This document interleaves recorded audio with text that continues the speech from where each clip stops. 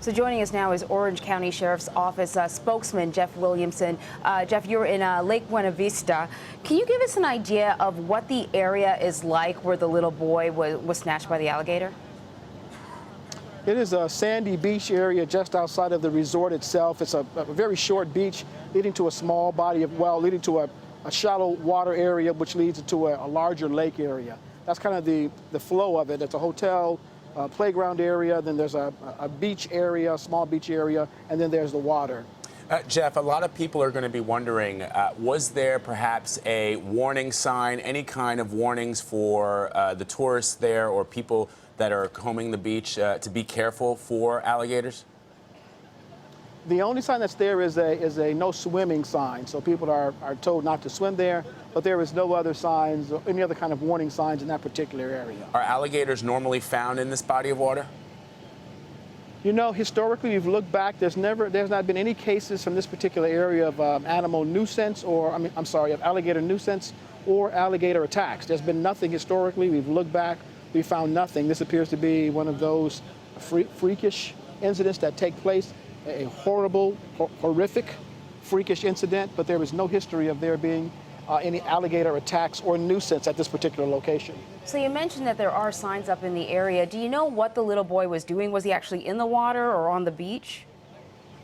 My understanding is he's about a foot or so into the water. The water was not very high where he was, but he was sort of playing in the water, just kind of, you know, what a 2-year-old would do, just sort of, you know, putting his hands in the water and in the sand. It's a little sandy area. He was just sort of playing in the water when his father hears what is said to be a splash of some kind, and the father looks around and he sees his child in basically sadly, horribly in the mouth of an alligator.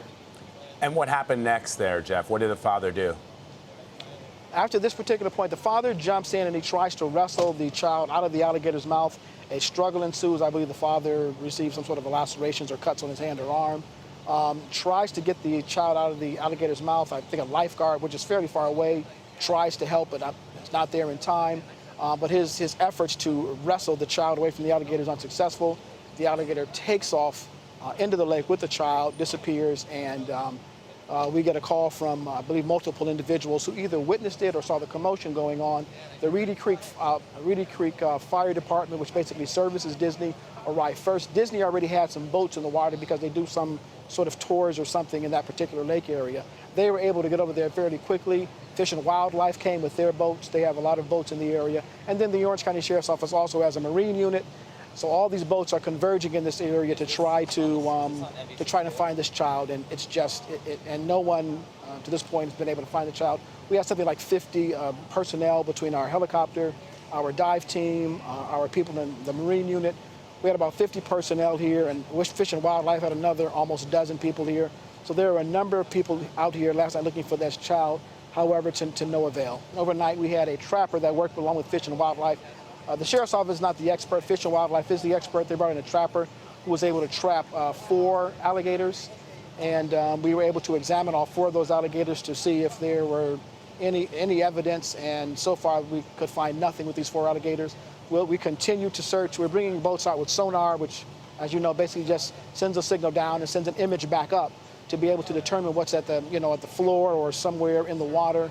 We'll be dragging the lake with sonar all day today. Us, the Sheriff's Office, Fish and Wildlife, we're going to be combing the area again. Choppers will come out again today, and the dive team is literally camped out here in case there is some sort of a sighting or some information or something comes back that gives us even the most minimal clue as to where this child might be. We're going to go for that. The dive team is ready as well, so there's a large team here.